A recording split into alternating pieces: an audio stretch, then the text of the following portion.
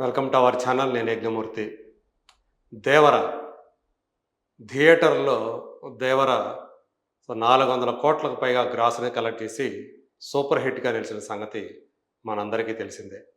ఇప్పుడు ఓటీటీలో దాని పర్ఫార్మెన్స్ ఎలా ఉంది, అది ఓటీటీలో రిలీజ్ అయ్యి నెట్ఫ్లిక్స్లో 2 వారాలు గడిచాయి.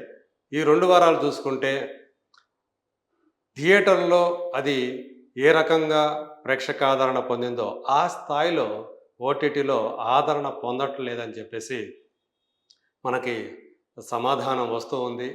సో తనకంటే అంటే ఈ సంవత్సరం 2024లో రిలీజ్ అయినటువంటి అంటే నెట్ఫ్లిక్స్లో రిలీజ్ అయిన సౌత్ మూవీస్ పరంగా చూసుకుంటే దేవర వెనుకంజలనే ఉందని చెప్పాలి.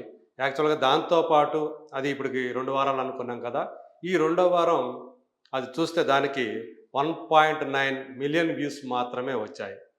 దానికంటే కరీనా కపూర్ నటించినటువంటి ద బకింగ్హామ్ మర్డర్స్ అనే సినిమాకి దానికంటే ఎక్కువ అంటే 2 మిలియన్ వ్యూస్ ఎక్కువ రావటం ఇక్కడ మనం గమనించాలి. అంటే దేవరకి 1.9 మిలియన్ వ్యూస్ వస్తే ఈ రెండో వారం అదే బకింగ్హామ్ మర్డర్స్కి వచ్చేటప్పటికి 3.9 మిలియన్ వ్యూస్ వచ్చాయి. దాన్ని బట్టి అర్థం చేసుకోవచ్చు మనం దేవర ఏదైతే దాని మీద ఎక్స్పెక్టేషన్స్ ఉన్నాయో దాని మీద చాలా తక్కువగా అండర్ పర్ఫామ్ చేసిందని చెప్పేసి మనం ఇక్కడ అర్థం చేసుకోవాలి.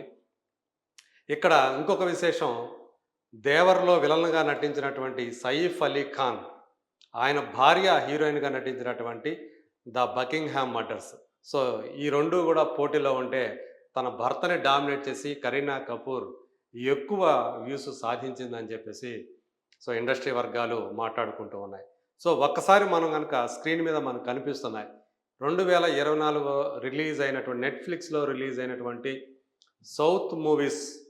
వాటి పర్ఫార్మెన్స్ ఎలా ఉందో ఒకసారి మనం గమనిస్తే ఇప్పటివరకు కూడా మహారాజా అంటే విజయ్ సేతుపతి నటించినటువంటి మహారాజా సినిమా తన కూతురి కోసం ఒక తండ్రి చేసినటువంటి ఒక పోరాటం. అది థియేటర్లో చాలా బాగా ఆడింది, మంచి విజయం సాధించింది. తమిళంలో ఎంత బాగా ఆడిందో తెలుగులో కూడా అంత బాగాను ఆడింది. అలాగే ఓటీటీలో రిలీజ్ అయిన తర్వాత అది దేశవ్యాప్తంగా అందరి ప్రశంసలు పొందుతుంది, అమిత ఆదరణ పొంది నెంబర్ 1 ప్లేస్లో నిలిచింది. మొత్తంగా చూసుకుంటే 19.7 మిలియన్ వ్యూస్ ఇప్పటివరకు కూడా అది సాధించి టాప్ పొజిషన్లో నిలిచింది. అదే మనం దేవర చూసుకుంటే 1 2 3 4 5 6 7th పొజిషన్లో దేవర ఉంది. 2 వారాలు అది ఓటీటీలో 2 వారాల ప్రయాణం ముగిసేసరికి 4.1 మిలియన్ వ్యూస్ మాత్రమే అది సాధించింది. అంటే మనకి ఒక లైఫ్ టైం చూసుకున్నా కానీ మహారాజుని బీట్ చేసే అవకాశం దేవరకి కనుచూపు మేరలో కూడా కనిపించట్లేదని ఇక్కడ మనం చెప్పుకోవచ్చు. అలాగే దేవర కంటే తెలుగు సినిమాల వరకే చూసుకుంటే సరిపోదా శనివారం నాని సినిమా, అది దేవర కంటే కూడా బెటర్ పొజిషన్లో ఉంది, 5th పొజిషన్లో ఉంది. అది 5.8 మిలియన్ వ్యూస్ సాధించి 5th పొజిషన్లో ఉంటే దేవర దానికంటే కూడా తక్కువ వ్యూస్ సాధించింది 2 వారాలు తన ప్రయాణం ముగిసేసరికి. కల్కి 2898 ఏడి 8 మిలియన్ వ్యూస్ సాధించి ఇది కేవలం హిందీ వెర్షన్కి సంబంధించింది. హిందీ వెర్షన్ 8 మిలియన్ వ్యూస్ సాధిస్తే తర్వాత భారతీయుడు 2 థియేటర్లో డిజాస్టర్ అయినటువంటి భారతీయుడు 2 ఓటీటీ పరంగా చూసుకుంటే కాస్త బెటర్ పొజిషన్లోనే ఉంది. అది 6.8 మిలియన్ వ్యూస్ సాధించింది.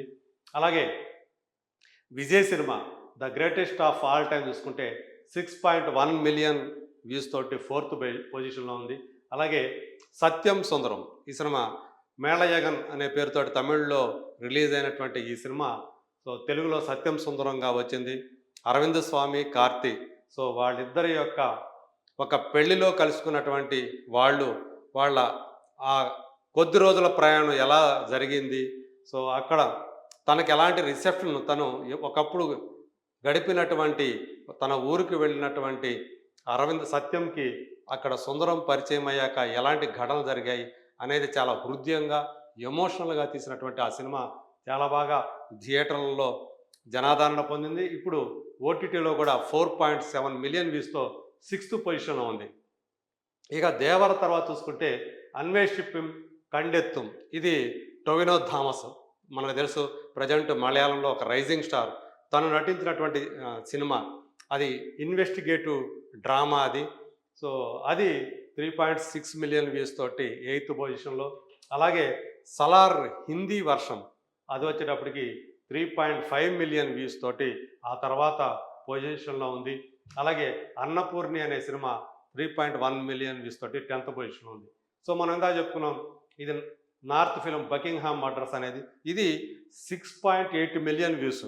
అంటే రెండు కూడా ఒకేసారి బకింగ్హామ్ మర్డర్స్, దేవరా ఒకేసారి నెట్ఫ్లిక్స్లో రిలీజ్ అయితే సో దాన్ని అవుట్ పర్ఫామ్ చేసి, దేవరని అవుట్ పర్ఫామ్ చేసి బకింగ్హామ్ మర్డర్స్ 6.8 మిలియన్ వ్యూస్ తోటి దానికంటే చాలా బెటర్ పొజిషన్లో ఉందని చెప్పాలి.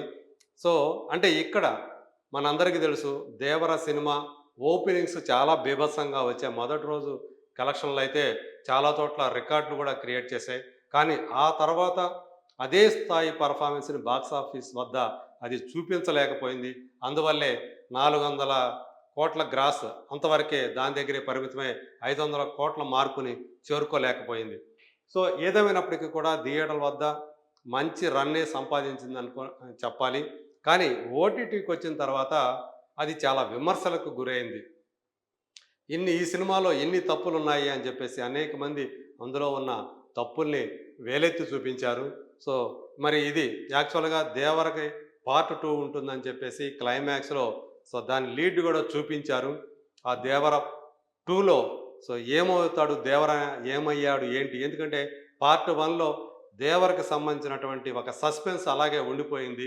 అతను ఉన్నాడా లేడా, జీవించి ఉన్నాడా లేదా అనే ఒక పాయింట్ ఏదైతే ఉందో అది మనకి పార్ట్ 2లో ఉంటుంది అన్నట్లుగా ఆ లీడ్ అయితే ఉంది.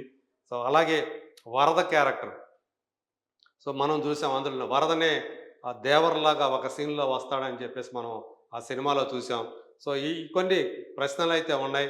అలాగే కొన్ని అంటే అతను ఏవైతే మొదట ఓపెనింగ్ అయితే ఏదైతే ఉందో ఆ ఓపెనింగ్కి సంబంధించినటువంటి ఆ లీడ్ సీన్స్ తర్వాత ఎక్కడా కూడా లింక్ సీన్స్ ఎక్కడ కూడా కనిపించకపోవటం అనేది ఈ సినిమాలో దొరికినటువంటి ప్రధానమైన తప్పుగా చాలామంది భావిస్తూ ఉన్నారు, విమర్శకులు కానీ విశ్లేషకులు కానీ.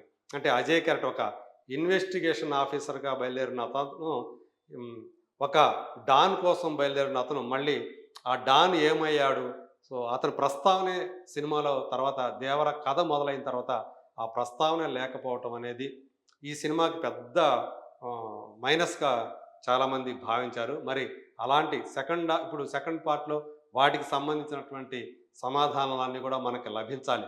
మరి అసలు పార్ట్ 2 అనేది ఉంటుందా అనే సందేహాలు ఇప్పుడు వ్యక్తమవుతున్నాయి. సో ఇది ఓటీటీలో చూసిన తర్వాత ఆ సినిమాలో కనిపించిన లోట్లు ఏవైతే ఉన్నాయో, అదే Janhvi Kapoor character, Thangam character, so అది సరైన ప్రాధాన్యమే లేకపోవటం ఆ క్యారెక్టర్కి, అది కూడా ఒక మైనస్ అని చెప్పేసి చాలామంది భావిస్తూ ఉన్నారు. అలాగే క్లైమాక్స్ గురించి కూడా చాలామంది పెదవి విరిచారు. సో మరి పార్ట్ 2 అనేది లేకపోతేనే బాగుంటుంది అని చెప్పేసి ఓటీటీలో వచ్చిన తర్వాత చాలామంది సోషల్ మీడియాలో తమ అభిప్రాయాల్ని వ్యక్తం చేస్తూ వస్తున్నారు. వీటన్నిటినీ కూడా దాటుకొని ఆ పార్ట్ 2 రావాలంటే సో ఎలాంటి తప్పులకి తావివ్వకుండా డైరెక్టర్ కొరటాల శివ దాన్ని చాలా పకడ్బందీ కథనంతో సో ఎలాంటి ప్రశ్నలకు తావివ్వకుండా ఆ సినిమాని తీయాల్సి ఉంటుంది. మరి చూద్దాం. సో దేవర ఏదైతే పార్ట్ 1 ఏదైతే ఓటీటీలో విమర్శకు గురైందో అలాంటి ఏమీ లేకుండా మరింత బలమైనటువంటి కథా కథనాలతోటి దేవర 2 రావాలని కోరుకుందాం.